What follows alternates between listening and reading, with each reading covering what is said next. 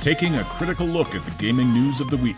This is Augmented Reality, presented by the Triple S League. Good morning, everybody. Welcome to the Augmented Reality Podcast, your source for news, leaks, and insights about games in the gaming industry. We are in August already. Hard to believe. It's August 3rd, 2019, and this is the Saturday edition of the show, where it's an accessible time for everybody worldwide. So glad to have everybody here. My name is Asheninity, and I'm here as always with Cyberpunk. How's it going with you today, sir? Good, with the exception of Atlantis, of course, because of its location. But yes, so storm clouds are on the horizon in multiple vectors and multiple things. Figuratively and literally. Yes, figuratively and literally. We had quite a storm blow through the place where we live yesterday. Massive hailstones. We were at our friend's house playing cards last night. And I'm just going to put up this picture on the screen here of this is a chunk of hail that my wife retrieved from my friend's backyard, sitting next to an ordinary-sized playing card. Those things were falling from the sky. It was ridiculous. Yep. And my car was, just sitting out on the street with no protection. Thankfully, there was no noticeable damage, so we were counting ourselves very fortunate there. Hello to everybody who is active in the live chat already. We've got a bunch of you today. Often I list off some of the names, but there's just too many to go through right at the moment. So welcome to everybody who's watching live in the chat. And also, if you've been following the deluge of Outer Worlds gameplay that's been released over the past day, we want to know your thoughts on it. I've been watching some of it myself, watching some reviews and impressions. I like what I'm seeing. And yeah, I like what I'm seeing, basically. We'll get into that a little more later on, but of course, haven't had the chance to go through it a ton yet. But if you have been watching it, and we want to hear your comments about the Outer Worlds gameplay. If you want to share, I see a couple of people are saying they don't want to spoil anything. Spoil it, so they haven't been watching it. That's fine. That's totally fair. The only thing that you'd really spoil by watching it, just to give everybody a heads up, is and I'm not going to go into too much depth there. So I don't need a spoiler warning for a potential spoiler warning. I'm not giving out any spoilers, but there's a light character info put out about one of the companions, and there's some weapon info. Other than gameplay, that's basically about it. So, there's obviously there's a quest, but it is a minor quest. It's a side quest. It's not a primary quest. So, yeah. So don't don't worry too much about it. I wouldn't lose sleep over it. As far as checking it out and being afraid of getting a bunch of spoiler stuff, you're not gonna get that. So it's fine. They limited what you're able to access in the game. There's areas you can't go to, but what we might as well just dive into this here now. I do really like what I'm seeing. The companions look really great. The game itself, the visuals look really great. Looks like it's going to have fantastic RPG elements. It's not with it. I mean, it's a lighter game than, say, Fallout 4, and there's been tons of comparisons made to Fallout 4. For some reason, every video I'm watching is comparing it to Fallout 4, and a lot of them are saying this is better than Fallout 4, but it is going to be a lighter, smaller game than Fallout 4 in many ways too, simply because it's not a AAA budget. But the fact that they've been able to pull off something that people are comparing to Fallout 4, saying is better than Fallout 4 in all of these different ways, when Fallout 4, of course, produced by Bethesda with a AAA budget, and The Outer Worlds produced by Obsidian with a not AAA budget. It's fantastic. It's impressive, and I'm looking forward to it. A lot of you in the chat are saying that you're avoiding it because of the Epic exclusivity deal. Completely understandable. I will remind you that it is also going to be available on the Microsoft Store. The exclusivity deal is not completely exclusive There Because is also a chance that you will be able to buy it on Steam. There is some stuff in the works. Basically, Microsoft stepping over to screw over Take-Two, which at this moment is really hilarious and well deserved.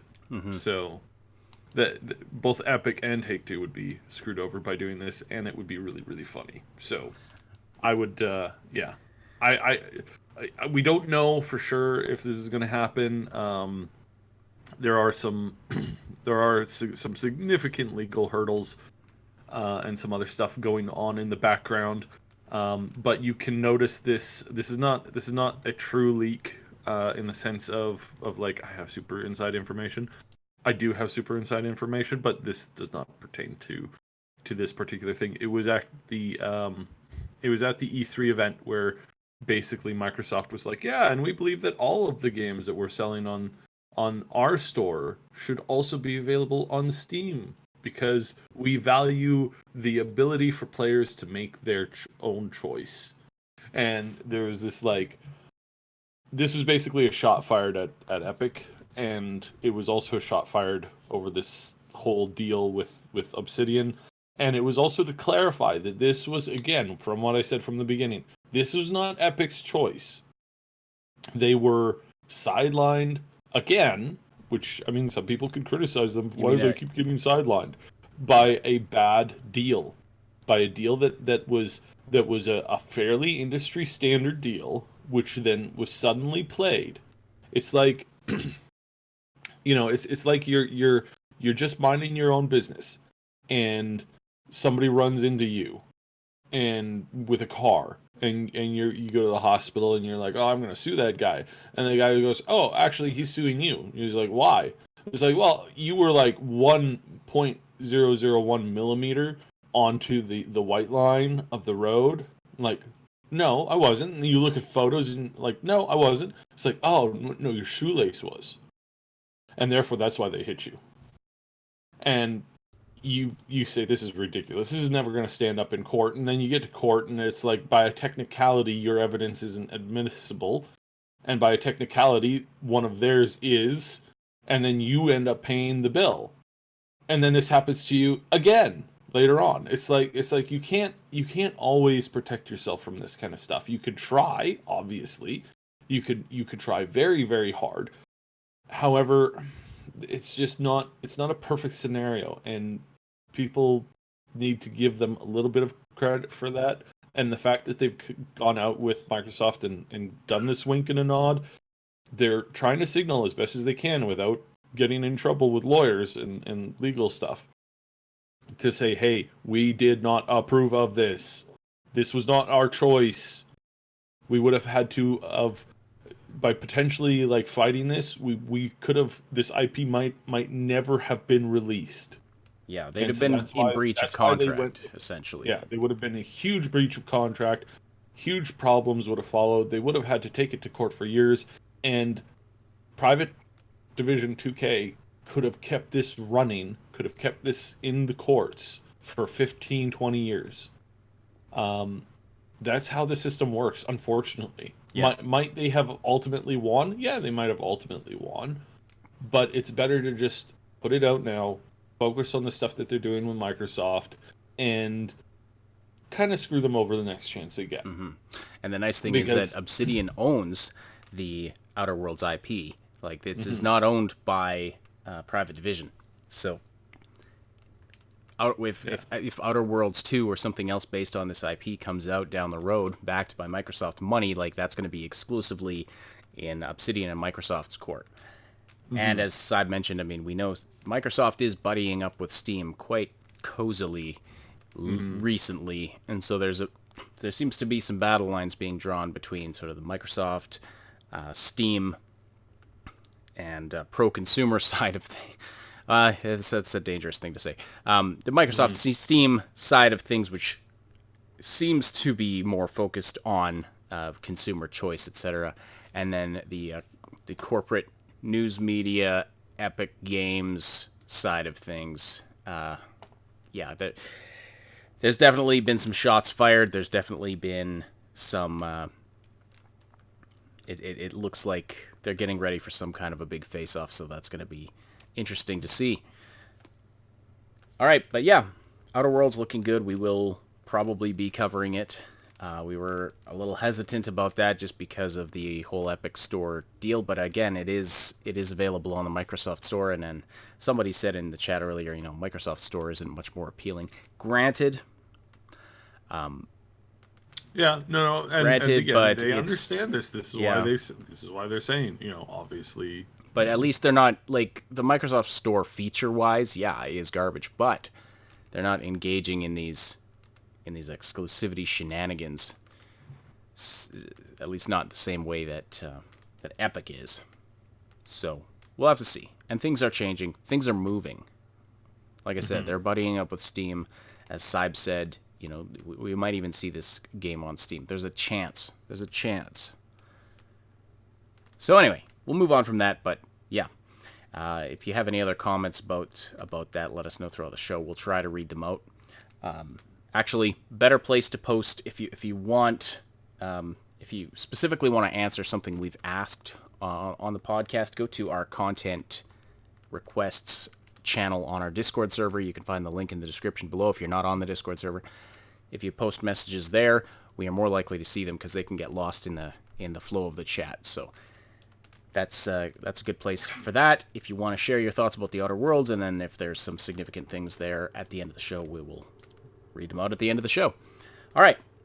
So, if you are listening live today, please say hello in the live chat. Send us your questions and comments there as well. We'll read and respond to as many as we can throughout the podcast. Don't forget to slam that like button to tell us and YouTube that you appreciate this content. And if you're listening on the audio-only platforms after the fact, we appreciate your likes and follows there as well. But if you want the latest info sooner, we encourage you to hit the link in the description to subscribe to the Triple S League YouTube channel, where you'll find all kinds of fun gaming content in addition to this podcast. So, all right.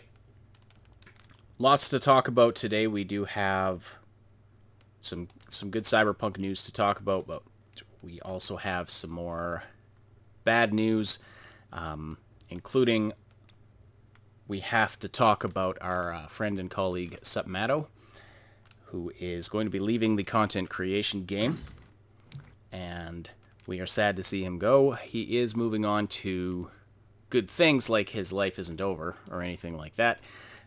He is, busily working on an MBA degree, has a successful career outside of YouTube, so he's not down for the count. Yeah, and, this was not his full-time gig. He would which is surprising because he put out a massive amount of content and a really, really high quality content as well. But we have been told his YouTube channel is going to be going down. And as you may already be aware, he has lost access to his Twitter account, and his Discord server is gone. And we have to be careful about what we say. And so I'm going to let Cyb take it from here. But this is not his choice. Like, it's not like he's simply decided to leave the game. He got into some situations. Yeah. So this is this is pretty sad. This is really frustrating and sad. And we won't go into it a lot, but it's enough to say that there are a lot of companies out there who want things done their way, and they don't want it done another way. Not just companies, governments. We have another story about what a particularly large country is doing to the gaming industry, and it's not good. It's never good to try to control speech. The more you try to control speech, the more you try to control opinion, and when you try to control thought, thinking, ideas, concepts. Not the other thing that people are using today, in that, which is a really dumb term. But when you're trying to do that as a government or as a corporation or as whatever, it's really, really disgusting. and it never, ever, ever ends up the way that you want it to. You never, ever get it to result in the way that you want it to. A good example is censorship for, adult materials. The harder you clamp down on this, the more that, maybe not right away, but sometime within the next generational jump, one of the next generational jumps, it will go to being a mainstream and everywhere. If you want to see an example of this, just look at Japan. It's it's just not something that's worth it. If you value any idea, you want to make sure that idea is routinely debated and defended, routinely put up against the best opposition that it can, and to see it come out again. And if it doesn't, and if it keeps failing, if it keeps falling apart because it can't stand up to the scrutiny of a debate, at the very least, a debate, then you've lost the plot, and you'll lose it eventually. It might not be today, it might not be tomorrow, but you will lose it eventually. Yeah, it's really bad.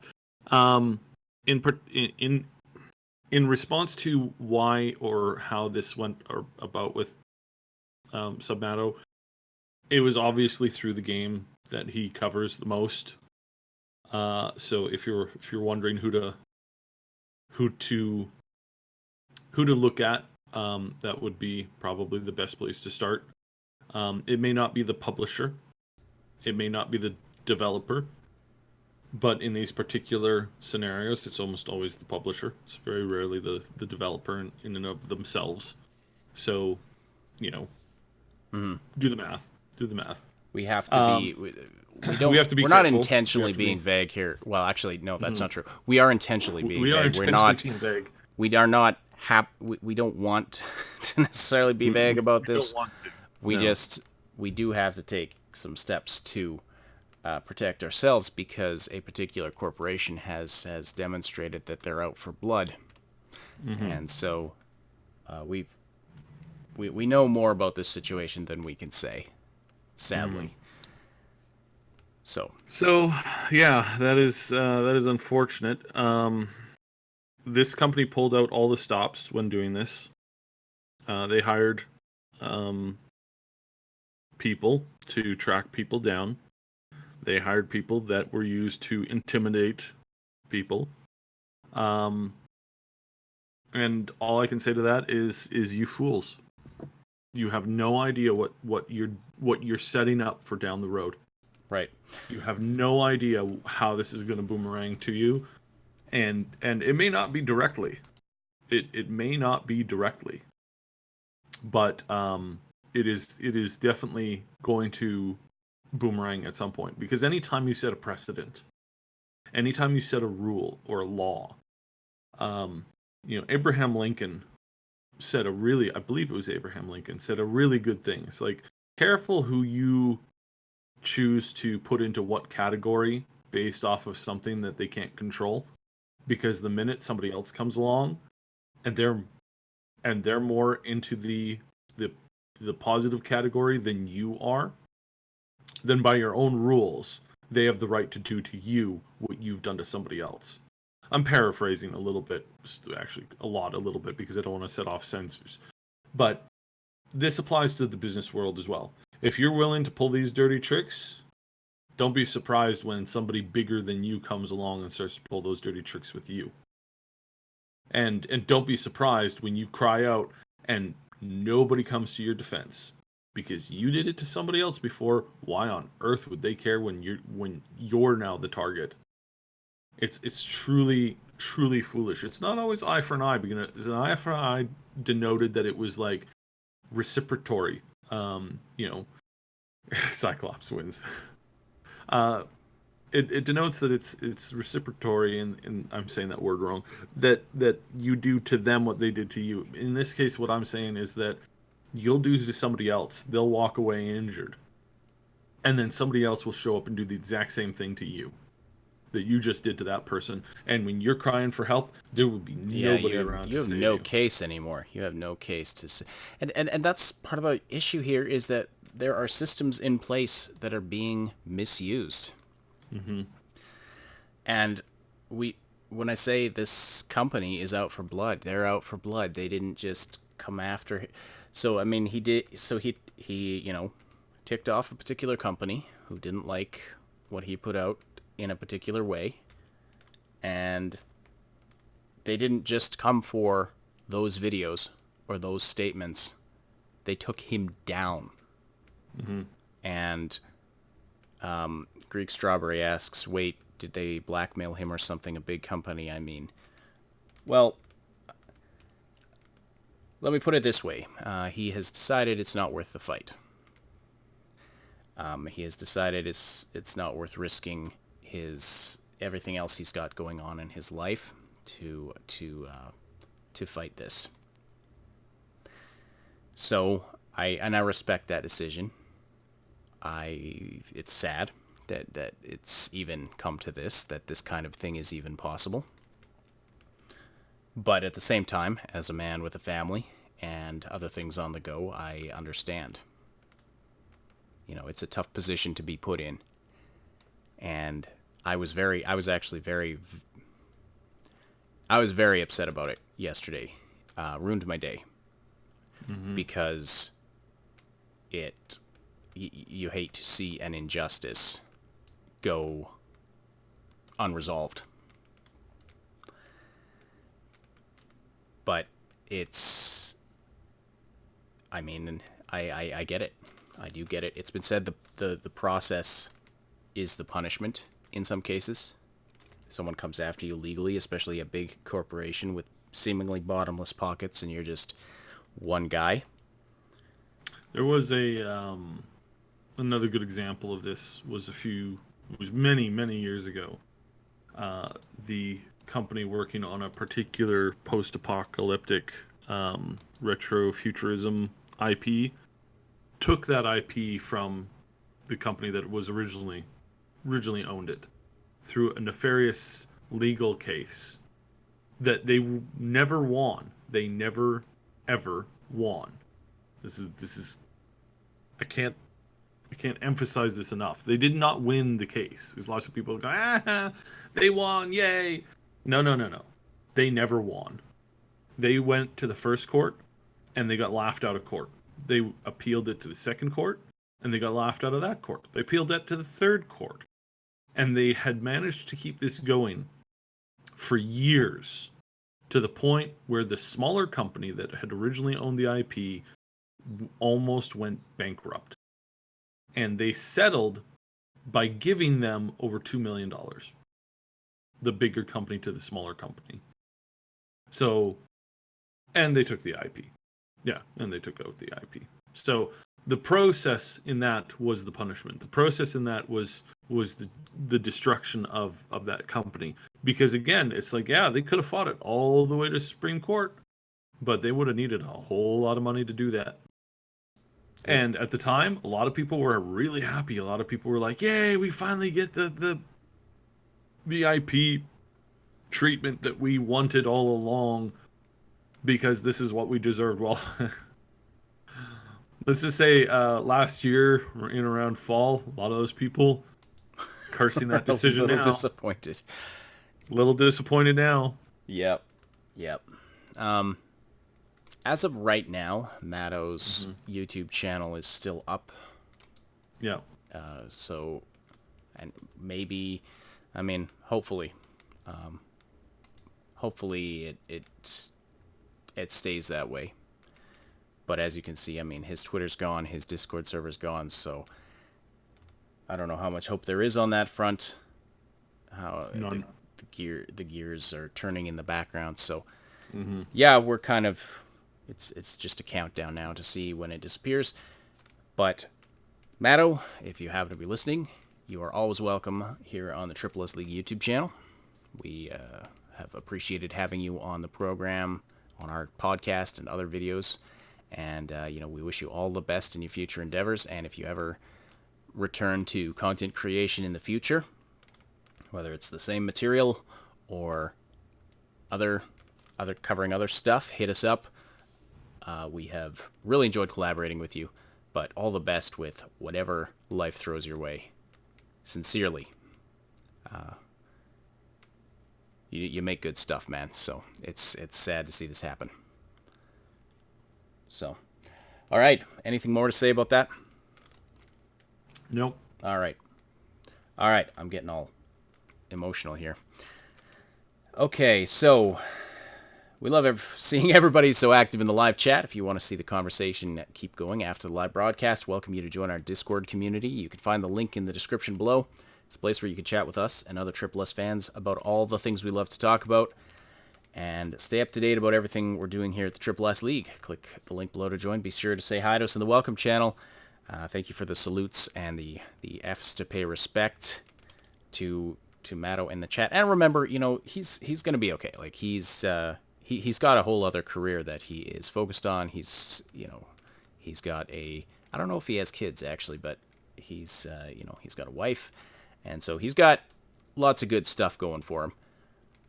But it does, it is unfortunate to see things go this way. Don't get me wrong. Definitely wish this wasn't happening, but I am at least glad that, this wasn't his entire career. So he's not losing everything over this. So, bit of a silver lining there. All right. Other stuff to talk about. We do have some Cyberpunk stuff, but you know what? We're going to leave that to the end of the show so we can end on a positive note.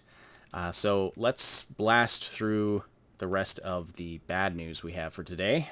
Sorry to pile it all in on you all at once, but this is, it's less personal stuff, so hopefully it won't be quite as heavy. But again, we'll end the show on a positive note talking about fun stuff. So that's what we're going to do today. So, Cyb, you had some things you wanted to talk about with regard to EA and also with a certain large country, fine nation that wants to protect us from bad things in games. Yeah, so it's almost laughable, although it's really not because it's really sad. But it's almost laughable how this kind of goes and how quickly these companies go from hero to villain, potentially back to hero again. And it's really disturbing. So one of the things that happened recently in the gaming sphere was Ubisoft almost went through a hostile takeover, and they were saved by Tencent, this company coming in buying up 5% of their stocks, and so everything was hunky dory. But then the censorship started when Ubisoft started saying, so we're just gonna make all our games compliant, all the versions of the game compliant with the new Chinese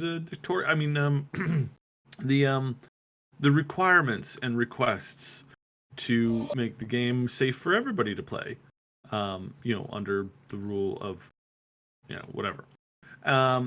So this was, for some people, this was a good idea, right? Some people, this was an excellent thing, and for some people, it was obviously, such as myself, obviously we saw we saw this as soon as they bought that stock out. We saw this was what was going to happen. It's like, hey, if you don't do what we tell you to, we might just sell this stock over to this company that was trying to do a hostile takeover, and you wouldn't have any way of fighting against that. So, just so you know, don't piss us off too much. So, yeah. It's as if Cyberpunk is becoming a cautionary tale instead of a, prediction of an alternate dark future. Yeah. It's becoming very much a model for some companies to act, for some companies to... This was not supposed to be an instruction manual. This was supposed to be a warning. So, this in the regards to EA, they have doubled down on their loot box system. They have refused to budge on it. They've refused to backpedal on it. They have made it clear that they're going to take this to the court, and they're going to basically throw this in the face of anybody who tries to bring change. So yeah, this doubling down is basically assured the insanity of everything going forward. And congratulations, EA, because you're going to be the main reason why this industry is regulated into the ground. So congratulations, you absolute idiots. Mm-hmm. Yeah. So things are not going to be looking great over the next few years here. This battle is going to keep getting worse, and eventually, hopefully the governments don't overreach here. I really hope that they don't, but I mean, it's government. Isn't that what they overreach is- do? Like, government and Yeah. overreach, isn't that basically synonymous? Synonymous, You just say the same thing twice. It's basically synonymous with each other. Mm-hmm. Yes, absolutely. You're right. And it's kind of brutal. And yeah, it's like you win in one spot, and then the devil's in the details the very next moment. Right. Don't get too down, though. There are good companies out there still. There are good things on the horizon. We spent the first part of the show talking about the Outer Worlds. Obsidian is doing things right, and right from the beginning they've said no microtransactions.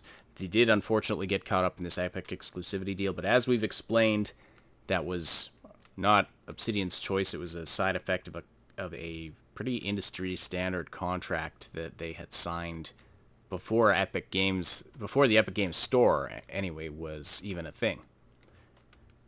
But their future is looking brighter. So also James Fullerton is asking about if there's any info about the E3 ESA doxing leak. If you're not familiar with this, basically over 2,000 journalists and analysts who got press passes at E3 this year have had their information leaked. There was a security leak, a security breach, or it sounds like just their information wasn't protected properly or something. Mm-hmm. The Entertainment Software Association hands out hundreds of press badges to certain members of the press. To get one of these badges, people have to put in their name, phone number, home address, and more. Mm-hmm. Aren't we glad we didn't go this year? Yeah. I mean, seriously. And how convenient that list this happened at this particular time. This is the most baffling part, though. Up until yesterday, according to this article from VentureBeat, the list was accessible to anyone who clicked a button on the ESA website. Mm-hmm. Why are they storing this stuff on their public web servers? What the hell? Well, again, in the world of corporate espionage, sometimes Occam's razor does not apply. Sometimes when you say, well, this was a really stupid idea, who came up with this idea? The former security guy, or the former tech guy, or the former webmaster guy, or a CEO who made it happen and then just suddenly is working at a different company, having been given this really cushy job and this huge bonus, signing bonus. And you go, I wonder if anything nefarious happened there. That would be a very good question. That would be an extremely good question. And the answer to that question, use your imagination. Is that actually, are you describing a real situation there?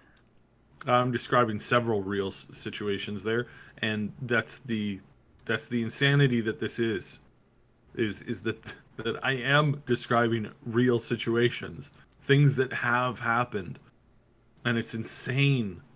It's absolutely mental that this is where this stuff comes from. It's mental. That's all I can say. All right. Absolutely bizarre. Anyway, sorry. So there is the bad news trifecta. Mass doxing, censorship, and microtransactions.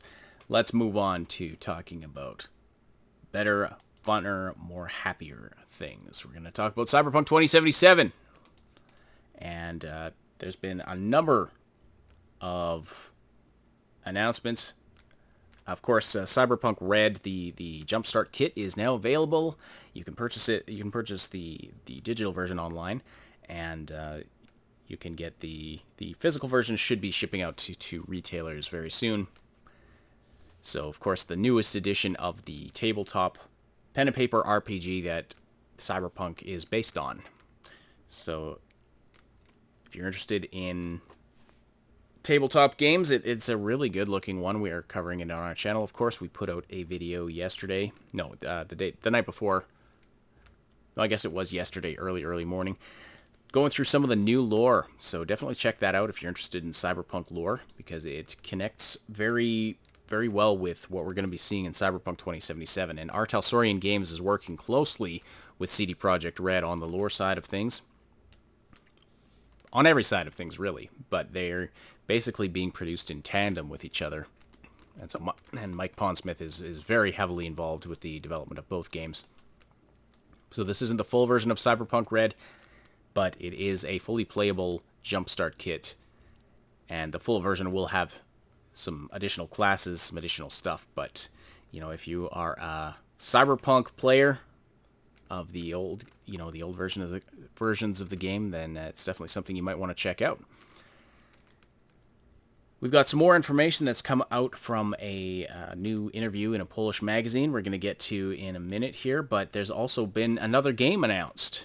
Cyberpunk 2077 Afterlife, a new card game, a standalone physical card game created in collaboration with CMON, or CMON, or however you say that. They're a company that produces tie-in board games and card games for, large video games and stuff. But anyway, according to the announcement on cyberpunk.net, Cyberpunk 2077 Afterlife, the card game, thrusts players into the dark alleyways of Night City, where ruthless gangs clash with corporations in an endless war for money, power, and control.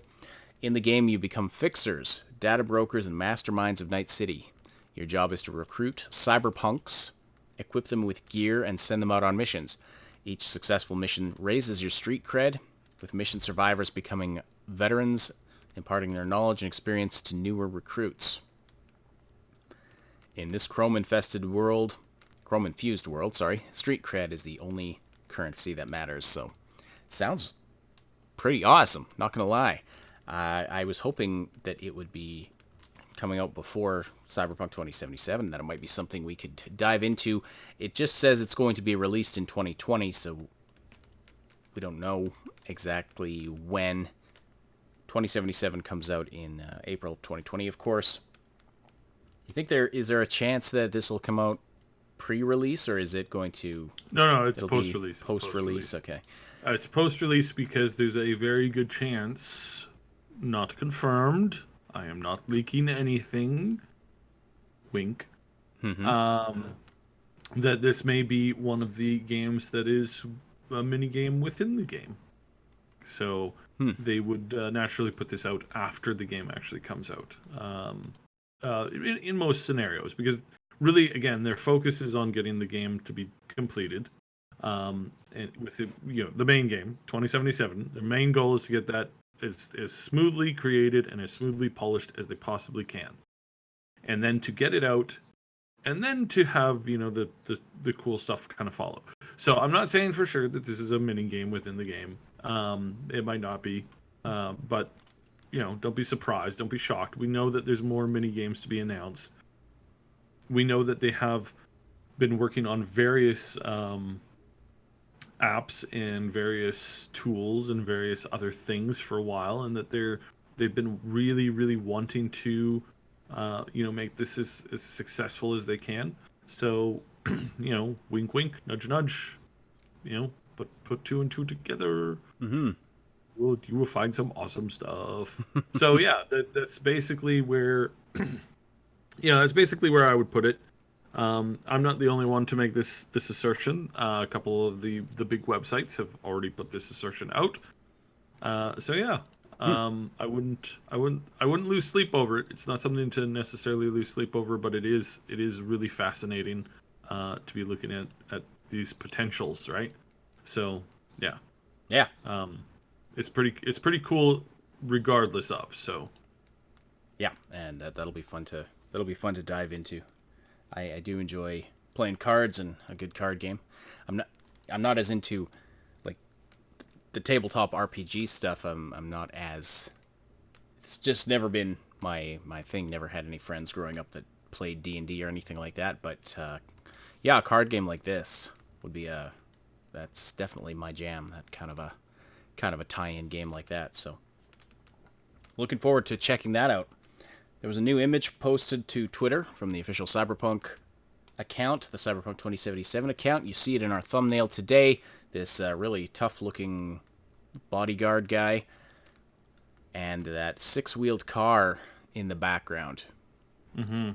That I have to wonder about the practicality of having those four front wheels, as it's probably just all for show, I'm guessing. I mean, those things must have different turning angles if that car is going to turn smoothly. Like, it must have there must be some engineering magic that actually makes that work. But anyway, yeah, we've got these people talking in front of this car, some kind of a meeting going on. You see the bright California sky in the background, and of course this really awesome looking dude in the foreground. So yeah, another image. They've been leaking these screenshots over the past little while, and they look really awesome. All right, and then there was a new article in a Polish magazine. The latest issue of PSX Extreme includes extensive coverage of Cyberpunk 2077, and we're going to go into some of this here. The coverage provides some interesting details on areas outside of Night City, some nomads, and more. All stuff that we've talked about before, but we'll go into it. Of course, more details always welcome. So, the Badlands outside of Night City are a hostile place. The flora there is very minimal. So is the fauna, mostly extinct or eaten with the help of a much worse animal, humans. It's not a place you want to go alone or unarmed. The nomads living in the outskirts, are the Wraiths and the Aldecados. They have their own conflict and wars between each other. The Wraiths are up to no good with the player. Aldecados, on the other hand, are slightly more keen on having to deal with you. So, it's interesting. So we got the names of a couple of the nomad clans. Loot is also going to be very important in Cyberpunk 2077, providing new materials for crafting and items that can be sold for profit. Loot is important. Besides all your usual stuff for crafting, weapons, and armor, there are collectible items to find. If you like looting, it might become handy to install special chips that'll help you find secret stuff. Of course, the stuff you find is also upgradable. NPCs will also leave clues as to where loot can be hidden. And then a bit more information here on the relationship systems in the game, so you can befriend a lot of NPCs. You can also become more than a friend to them. Having multiple relationships all at once is also possible. Of course, not every NPC will have the same orientation as you, so if you want to bang everybody, you might need multiple playthroughs. That's the bottom line summary there, and believe it or not, that's actually fairly close to the actual wording in this article. And something new regarding the Cyberpunk 2077 ending has also emerged, and I know, Cyb, you had something you wanted to say about this. It seems like it will be greatly influenced by the choices made by players. The game's ending will be dependent on in-game choices, but also side quests will have a noticeable role during the story, as well as at the end of it. Now, we knew that side quests were going to affect the course of the main quest. I guess that makes sense then, that the status of your side quests are actually potentially going to affect the ending of the game. So, yeah, you have anything you wanted to say about that? So we know that from The Witcher how you had to do things in a particular way to get particular endings, like, and the endings were open kind of story. We've been saying this for quite a while, that this would be a major feature of the game of Cyberpunk 2077, and this kind of more or less confirms it because there's been some subtle nods here. So we expect to have a playthrough where, once again, and I gave this example, and I'm excited to give this example again because this is really what makes me really excited about this game. Not every playthrough is going to be for your style. The playthrough that you're wanting to do a stealth run only game. That may not give you an ending that you're happy with. The pure quote unquote good route may not be the ending that you want. It may be that the ending that you really, really wish for is going to not be what it means, that you're going to have to go outside your comfort zone here and there, but in a storied, logical way. A way that makes sense, and a way that is, exactly what somebody, likes. And yeah, and so this is really exciting. Again, primarily for the fact that we're going to see some awesome storytelling, and that's great. It's really great to see good storytelling in this regard. So yeah, we're excited to see where this goes. Obviously, there's a whole lot more to come down the pipeline in this, but just you wait. Oh, just you wait. It's gonna be pretty cool. Mm-hmm. All right. Well, we got through that Cyberpunk news surprisingly fast. Was there anything else on that you wanted to go into? Well, I mean, other than we know that that Badlands are going to be a thing. I'm really looking forward to that aspect of the game, and the whole contrast between the outside Badlands and the high tech city. I think that's going to be fantastic. And I really hope that so Skyrim's got a couple mods that allow you to basically romance anybody, like any of the random NPCs that are just spawned from the ether. I think there's one that was working. I don't know how well it's working because I haven't played it for like literally a year and a half, 2 years. I don't know how well it's evolved on the process. But there was this event, and there was this one type of thing where it was like, you could romance, like, basically you could romance the random like bandit NPCs that showed up. If you combine this mod with some other mods, it's like, you eventually get them to be like peaceful, then you like what's the term? You rehabilitate them, and then you carry them around. You recruit them as like basically a permanent NPC. The faction eventually gets switched, and then you can start to romance them. It's like, if they had that kind of a system where, again, not the random enemies that you encounter, but like anybody on a street, like literally anybody on the street. You're like, hey, I like you. We should make out. And it's like, yeah, that could work. That would be awesome. I like, that's a really, really cool idea. So yeah, I'm really looking forward to that kind of a mechanic. I think it would be brilliant. I think it would be cool. I think that it would be pretty awesome. So yeah, looking forward to that kind of a concept, and looking forward to that kind of a system. I think is really cool. All right.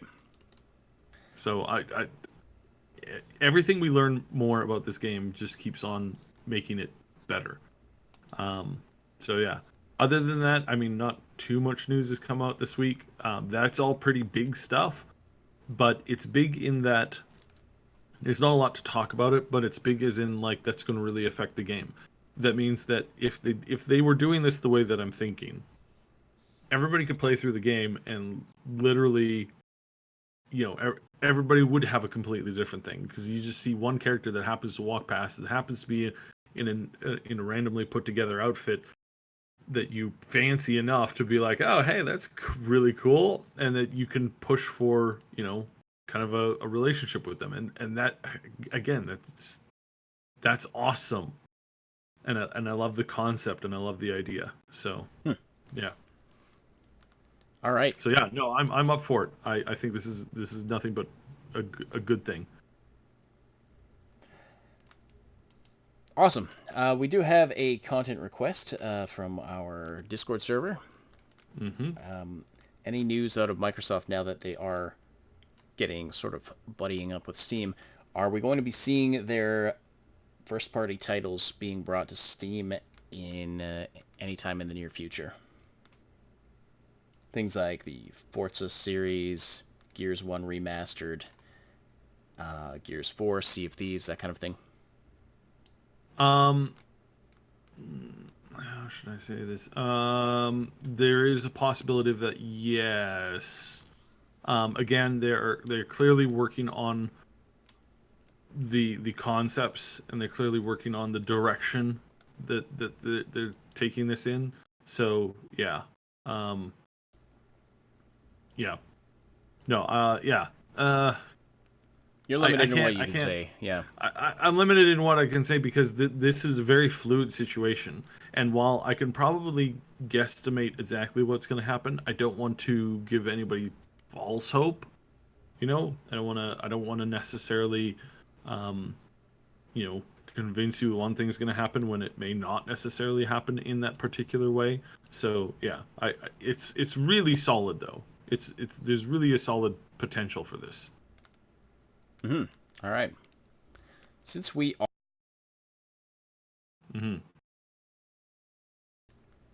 Why did I just mute myself there?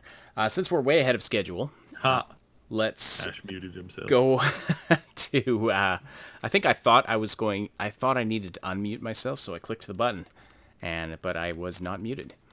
All right, so let's go into some Cyberpunk lore. Some new, fresh lore, hot off the presses from Cyberpunk Red, the Cyberpunk Red Jumpstart kit. Cyber, you had a couple of things you wanted to go into there. And mostly as to why and what the red is. So basically the red is the everything that happened. We covered it all in our lore video. But essentially there's some nukes and there's some whole bunch of giant meteors or moon rocks rather, coming down and blasting onto the planet, and there's a whole bunch of cities that are burning and exploding, and it creates this red glow on the planet for whenever the sun is there, and it's just going to be it really affects the visuals of the planet, and so that's why this is called Cyberpunk Red, because there's still this red glow in the sky, and it's still 32 years before the events of Cyberpunk 77, and so there's all kinds of the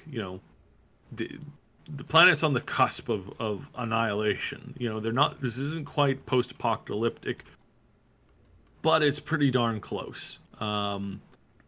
So Night City basically became it still was inhabitable after the nuke detonation, because a lot of people were heavily cybered up and they had radiation filters installed.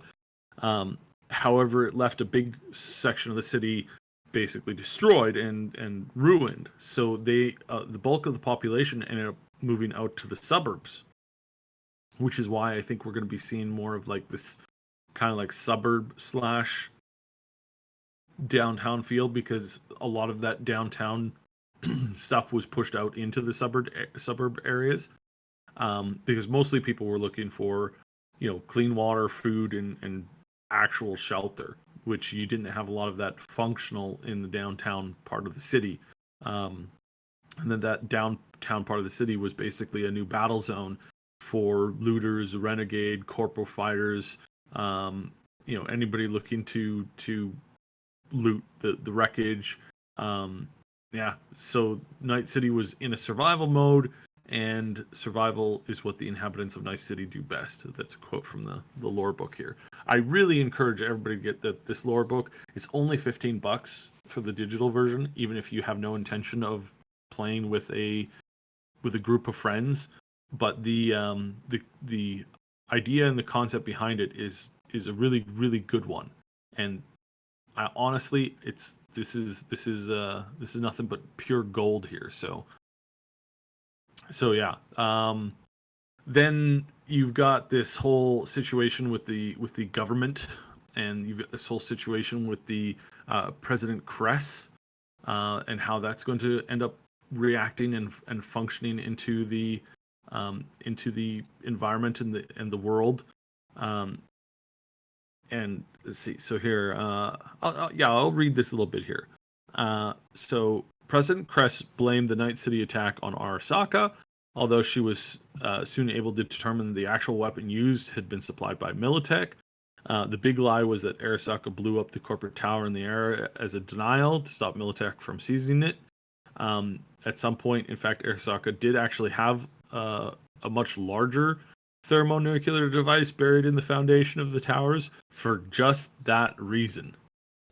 But that one didn't go off. Yes, and it's much bigger. Mm-hmm. We got a city to burn. Got a city to burn. Huh? Yes. Interesting tie-in. All right. Okay, interesting tie-in. That one has been buried in the foundation ever since then. And that Militech's pocket nuke basically was what caused this to happen. Yeah, that's the, if you're not familiar with the 2020 lore, so the fourth corporate war was between Arasaka and Militech, and basically capping off the war. There's a campaign in 2020 or one of the games where it's this incursion into Arasaka Towers to obtain some kind of a data vault, and during this whole mission, a nuclear device goes off in Arasaka Towers, and it causes basically massive destruction in central Night City, kills 500 million, or not 500 million, 500,000 people, 500,000. And actually a lot more than that in the aftermath and the radiation and all that stuff. So, but that's interesting. So the going theory in the world, it was stated that Arasaka actually detonated the nuke in their own tower as an area denial defense, a very aggressive defense. But turns out that that's not the case, and then the nuke that they did have buried in their tower for that purpose is not the one that went off, and so that is still unaccounted for. So very, very interesting here. Continuing on, no one knows where the Arasaka bomb actually wound up after the fall of the towers, and since only a few of the upper echelon of the family that ran the company even knew about this fallback plan, the knowledge of the Arasaka weapon has since passed into the realm of legend. So again, tie-in conspiracy. Ooh, it's so good. It's so good writing. It's so good writing in here, and I cannot wait to see how Mike Pondsmith handles this, not only in Red but also in 77. And I think this is really setting the stage for a really, really, really big universe that we are going to be able to explore going forward again and again and again and again. So this is, I am very, very happy with this, and seriously, great stuff here. In the realm of conspiracy and rumor, we'll kind of skip that a little bit, because again, we don't want to give away everything. There are people who will give away literally everything, and it's like, come on, this is Mike's bread and butter, guys. Come on, we can encourage you to check out at least buying the $15 digital, let alone the physical edition. But yeah, if you really, really want to know, I'm sure there's places where you can find it. But in all honesty, I would support the creator, because this is a creator that we want to encourage. That not only the fact that he writes amazingly good stuff, but also in how he's defended, how he's actually defended CDPR, and how he's made out the callouts that he has when these crazy people came knocking. Yeah, this is nothing but good. This is nothing but positive. Yeah, so going on, basically they did a whole bunch of rebuilding. The new United States that President Kresh is talking about. It's very interesting. Yeah, and it's kind of like the government's kind of like teetering a little bit. So Night City is actually outside of this, which is really cool. So this is almost like kind of like a Hong Kong situation in China, where it's like yeah, not really, but sort of kind of connected, but yeah, really, really, really different. It is interesting in the original, in the big trailer, the first trailer, not the teaser, that V was like, voted the worst city in the United States. So it's still clearly sort of kind of in the United States, but you can tell that there's some animosity there. Yeah, the structure of the country has changed significantly. California is like 2 states now, I think. It's like yeah.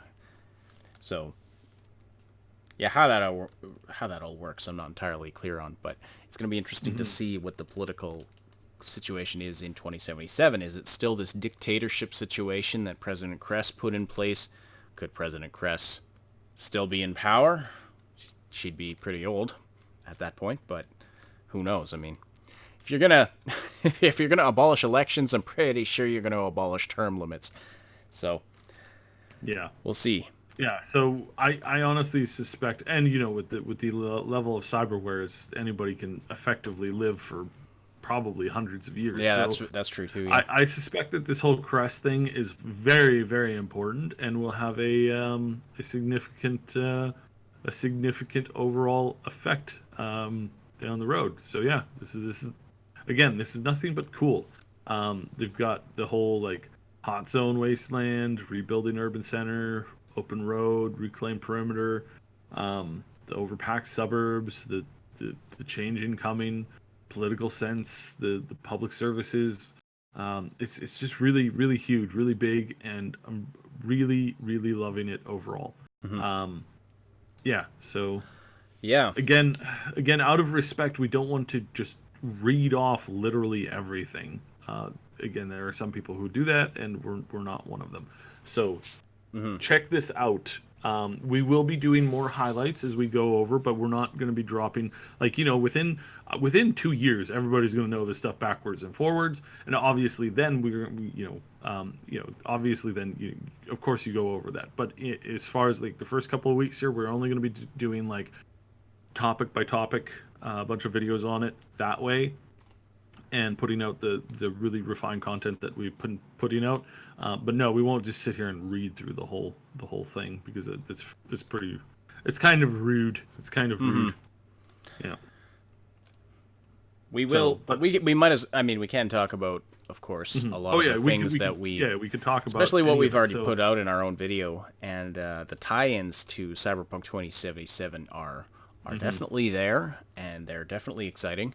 Cyberpunk Red talks about the first development of the mega buildings, which we talked or have been talked about by CD Projekt Red, and we see them in the trailer and in the gameplay. These massive self-enclosed communities, basically, these mega buildings that are basically miniature cities within a city. And so the Cyberpunk Red lore talks about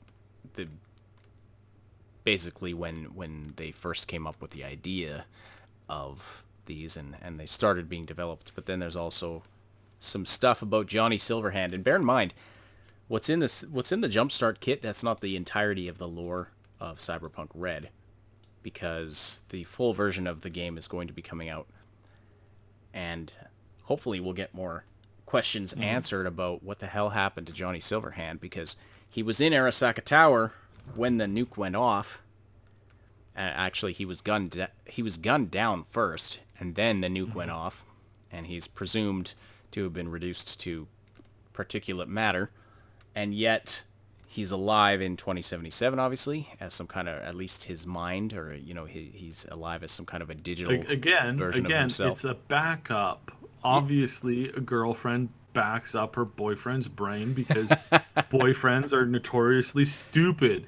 So obviously that happened, and again, it's like what we can tell for sure, just based on the lore and the kind of the direction of everything, where everything is headed. I think it's quite obvious that the effect of the I don't know. Obviously, his body was also backed up or saved in some way. I mean, he went into that attack with hundreds of people, hundreds of his diehard fans. Somebody probably took his body, if not more than just a single person.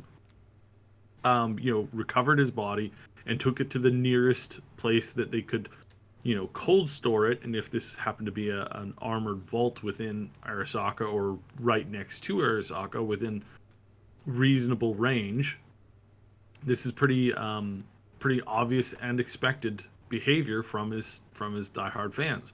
So I think we can guarantee the fact that his body was recovered, was put into storage, but then that storage unit was probably buried under a lot of rubble and didn't come out until the time where they actually had managed to clean out the majority of the city and the nuclear waste, radiated garbage, and the buildings that collapsed down on top of this stuff.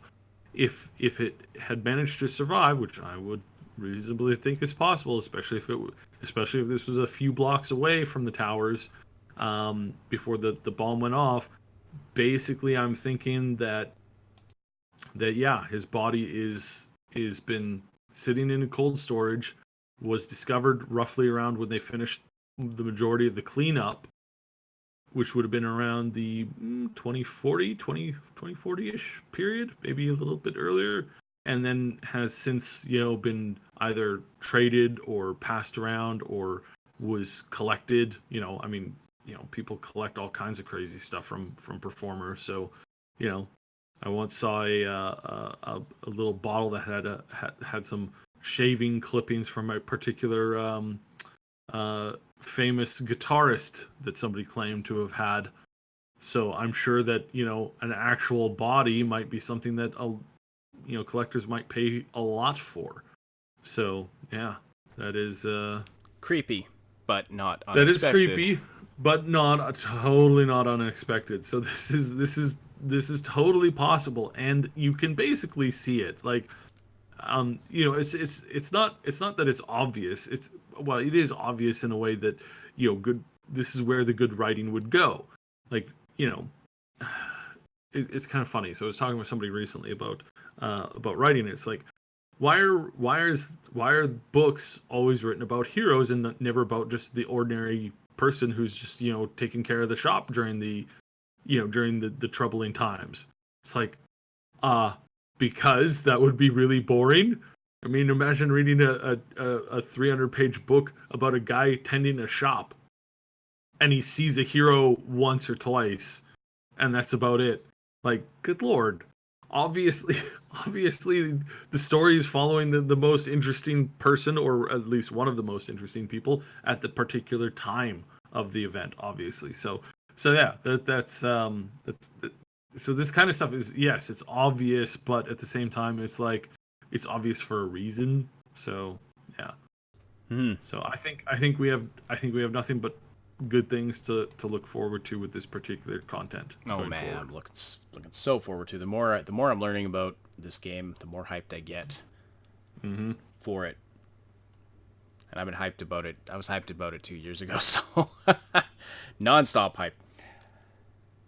All right, one final thing from XMEX in our content requests channel. Any thoughts on the recent Ninja Mixer thing? So popular Fortnite streamer Ninja has announced that he is moving off of Twitch and he's going to be exclusively streaming on Mixer now, which is a Microsoft-owned streaming service. And Also, do you think we can stream Cyberpunk 2077 on Mixer, 18 plus stuff and such? I'm not very familiar with Mixer. I think Mixer is going to be brilliant in their decision to basically outrun and present a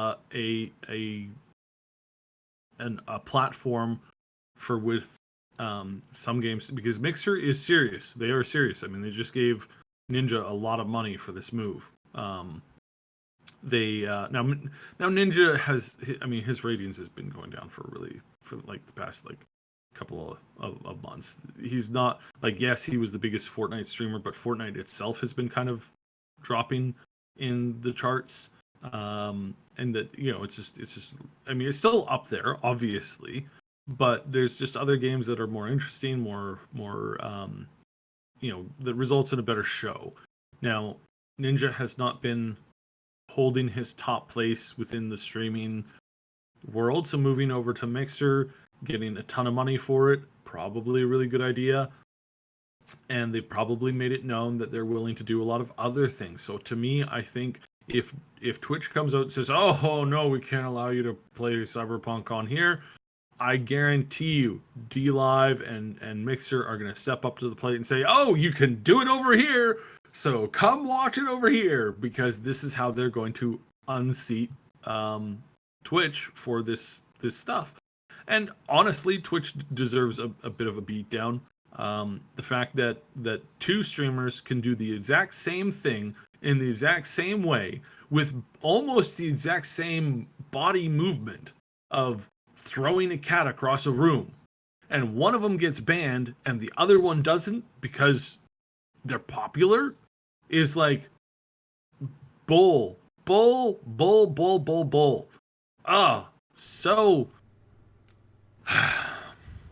I really don't want to I really don't like that. So I think Mixer is going to do this here. I really think that basically they're pretty much like they already have like 18 plus streams for mature rated games. Obviously I don't think they let anybody like play in the buff, but I mean, you know, this is stuff that's probably going to happen at some point. So I would imagine that this is the case. If not, you know what you're going to see? If all of these companies say no, you know what you're going to see? You're going to see game streaming on Prawn Hub or Prawn Central, however you want to, wink wink, nudge nudge. I bet you more than anything, if none of these places let it be streamed there, that place is going to take off with game streams, because why not? Right? Why not? They'd rather take the money. Prawn, I'm you know, obviously time being, you're so precious. Obviously, I mean, the other stuff, you know, PR something, and yeah, so yeah, the website, yeah, that is gross. All right, so that's basically what I think. That's basically what I think. The direction of, yeah, that bathwater thing was gross. That's basically what I think the direction here is going to be. So Mixer obviously is going to take the opportunity to outdo some of their competition in this regard, and I think that's going to work. I think it's really going to work for them. So, anyways, Yeah. That's my thoughts on that. So we may be setting up an account on Mixer, and if not Mixer, then, you know, I've often told Ash that, hey, probably one of us needs to get into the whole prawn business. You have often told me that? Yeah, a few times. Okay, well. You know, if this doesn't work out, you know. Huh. I'm having trouble processing this. Which one of us did you have in mind? Well, the last time I brought it up, you said you voted me, so. Well, I'm happy with my YouTube content creation career at the moment. So, I mean, all right, that's a weird place to. I will say this because people are asking. we will have a face reveal sometime in the near future. Quite possibly at 50,000, maybe 100,000, maybe 50,000. We'll see. We'll see. So yeah, if you want to see what I look like, yeah, we might even have it more. We might even have it sooner than that. So. All right. So we'll see. We'll see. I think that would be about what we have for the show today. So thank you so much, everybody, for supporting this show, for the awesome conversation in the live chat. And don't forget to slam that like button before you leave to tell YouTube that you appreciate this content. If you're listening after the fact, leave a comment below. If you're listening after the fact on one of the audio platforms, we are glad for your interactions on those platforms as well. And don't forget, you can tune into the live show Wednesday nights and Saturday mornings on YouTube, where you can interact with us and other listeners and be part of the discussion. Thank you to our Patreon supporters, Old Man Manson, Shannon Vega, Sean Evolution, and Manny Calavera. And our 2 anonymous supporters. And thank you all for being part of the discussion today. It's been great. The Augmented Reality Podcast is a presentation of the Triple S League. Check out our YouTube channel for game guides, reviews, comedy, news updates, and tons more quality gaming content. My name is Ashton Unity, and on behalf of Subsidian, thank you so much for listening, and we will talk to you next week.